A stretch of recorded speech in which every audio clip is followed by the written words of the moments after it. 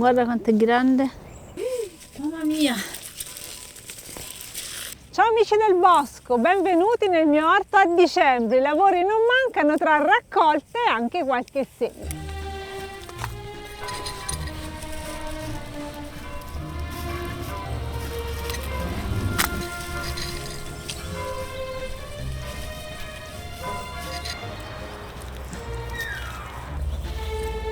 Vi faccio fare proprio un giro di approfondimento per vedere come sono andate le cose quest'anno e le mie ultime sperimentazioni.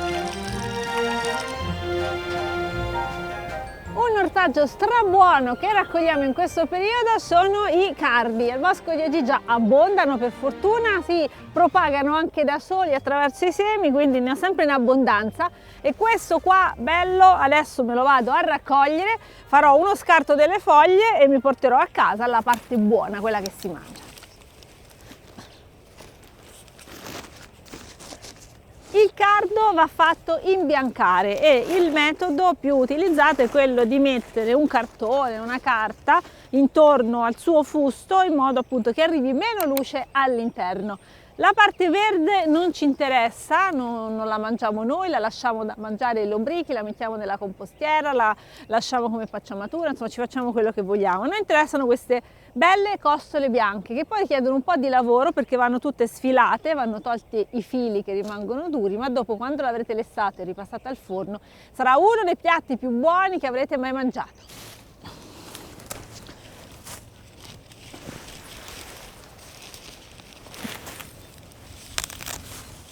La parte più buona è il cuore, che rimane più tenero e bianco.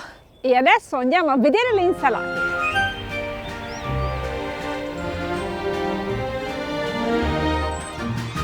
Queste insalate qui sono bellissime, ma su questa parte dell'orto quest'anno abbiamo avuto seri problemi di limacce, quindi avevamo messo anche altre varietà ma alla fine non ce l'hanno fatta. Loro però ci hanno ripagato del lavoro. Questa sì che è una pacciamatura verde, qui non c'è spazio per nessuno. Questa fila l'avevamo dedicata a metà alle insalate e metà ai porri. I porri sono laggiù, sono ancora abbastanza piccolini ma stanno crescendo, probabilmente saranno pronti a primavera prossima. Le insalate, che hanno fatto proprio un cespo compatto che copre tutta la terra, possiamo decidere se raccogliere tutto il cesto insieme o se fare una mungitura, cioè andiamo a raccogliere le foglie più esterne, lasciamo il cuore e aspettiamo che cresca di nuovo. In questo modo stimolo la pianta a produrre ancora attraverso la parte centrale che si andrà ad espandere, quindi ottengo nello stesso spazio con la stessa piantina almeno 2 raccolti e forse anche di più. L'unico problema di questo tipo di raccolta è che poi le foglie vanno consumate più rapidamente, no? Se noi prendiamo l'intero cesto lo possiamo anche mettere in acqua, si conserva meglio,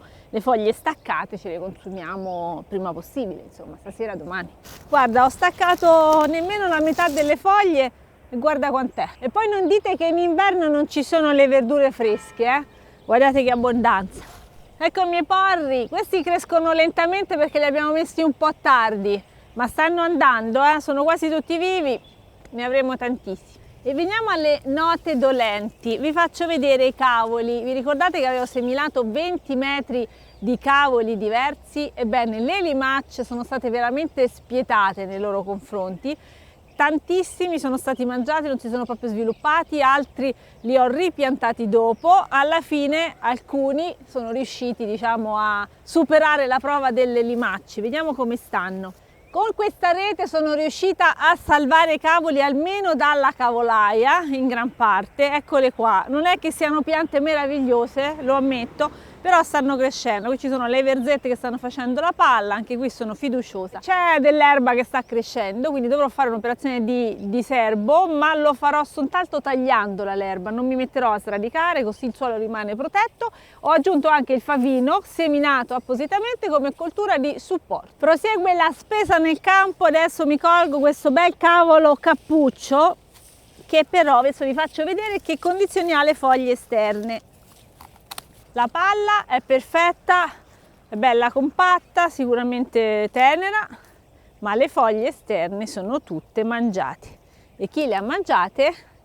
Le lumache e le limacce. Queste le vado a dare da mangiare ai lombrichi che sicuramente saranno felicissimi. Vedi che bella palletta? Qua sotto trovate tutte le lumachine Guarda quanta roba preziosa, ci riempiresti un cassonetto, invece noi ci andiamo a dare da mangiare ai lombrichi. Serve un forcone. Tutta questa meravigliosa materia organica che sembra un rifiuto, in realtà è strapreziosa. Qui abbiamo una vera e propria lombricompostiera, direi, e vado a dare da mangiare ai miei lombrichi.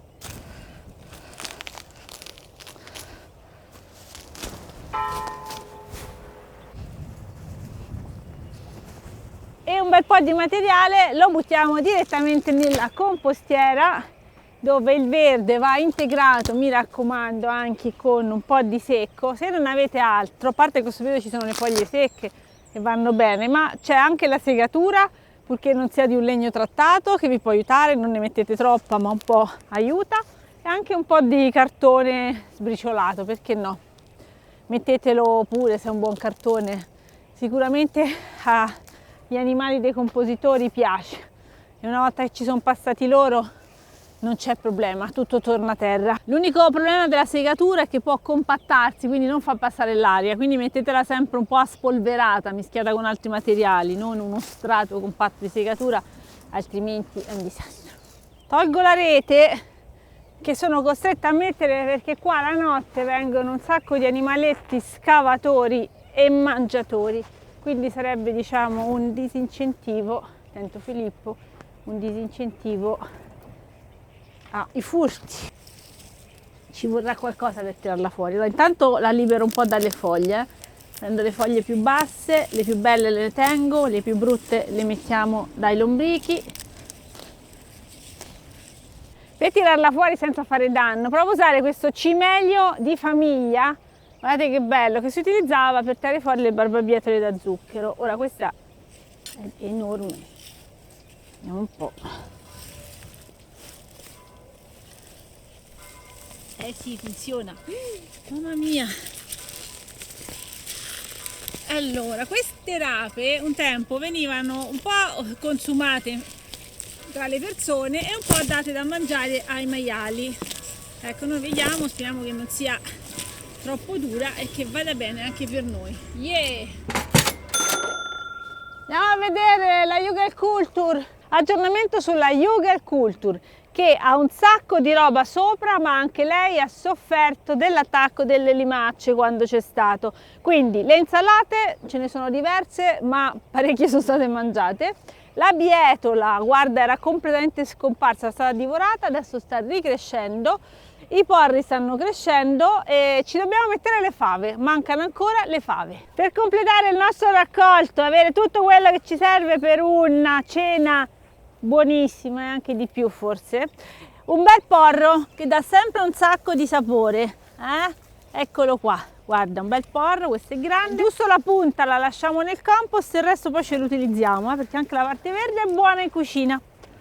E il porro ce l'abbiamo. Adesso ci serve la frutta e siamo all'ultimo frutto dell'anno, le meravigliose nespole germaniche. Ve ne ho già parlato, quindi credo che li conosciate, se no andate a vedere il video, ce n'è uno anche per vedere come si fa la marmellata con le nespole. Cominciano a maturare adesso e se non sono mature si raccolgono lo stesso e si mettono in mezzo alla paglia, si spellano così, è facile, sono meravigliose come dessert, ci si possono fare delle cremine proprio.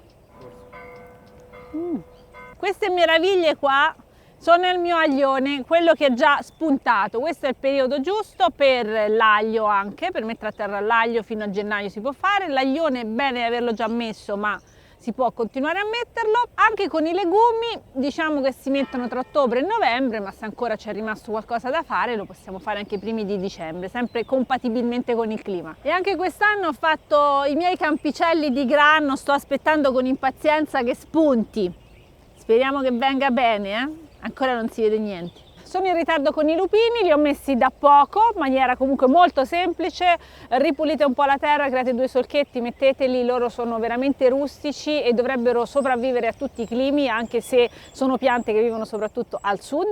Per le fave invece il suggerimento è di metterle in più periodi di tempo. Io già le ho seminate un po', adesso ne vado a mettere qualcun'altra, così in base all'andamento climatico e anche in base al consumo avrò probabilmente fave che maturano in periodi diversi. E noi stiamo facendo la nostra semina. Stavolta mettiamo 3 fave ogni buchetta. Vediamo un po' quante ne vengono. A 30 centimetri.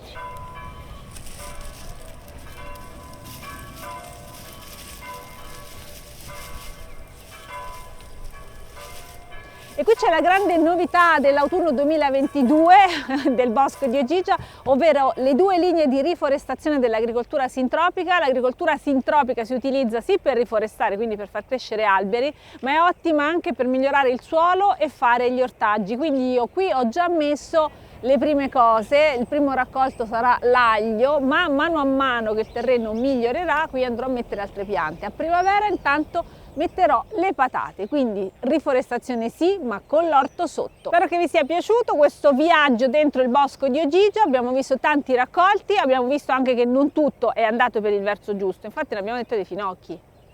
L'ha detto dei finocchi. Questa linea dell'orto doveva essere tutta dedicata ai finocchi, ok? 20 metri di finocchi. Io speravo veramente di avere un'abbondanza di questo ortaggio che è buonissimo, che mi piace tanto, che si riesce a portare avanti per tanti mesi in inverno, e invece non ne ho neppure uno. E ne ho messi tanti perché le lumache si sono mangiate tutte le mie piantine. Man mano che io le aggiungevo, loro le facevano sparire. Quindi l'orto è anche questo. Fatemi sapere i vostri insuccessi nell'orto, d'altronde anche dagli insuccessi, anzi soprattutto da quelli si impara. Mettete un bel like e ci vediamo al prossimo. Ciao!